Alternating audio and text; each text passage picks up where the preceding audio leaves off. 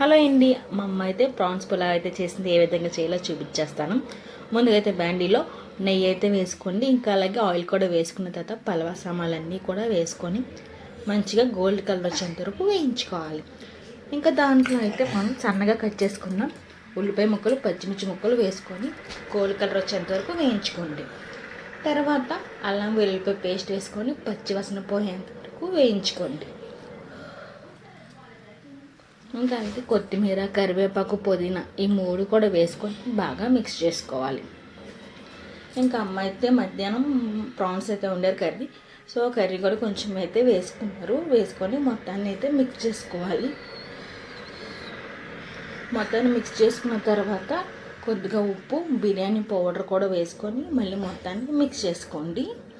ఇంకా మేమైతే బాస్మతి రైస్ అయితే చేసుకుంటున్నాము. బాస్మతి రైస్ అయితే 1 అవర్ ముందే నానబెట్టుకున్నాము. ఒక గ్లాస్ బాస్మతి రైస్కి 1.5 అయితే వాటర్ అయితే పడతాయండి.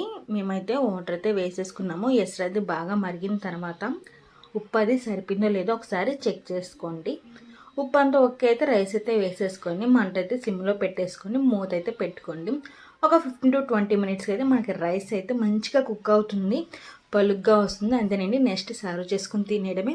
చాలా అంటే చాలా బాగుంటుంది. ఒకసారి మీరు కూడా ట్రై చేయండి. Bye everyone.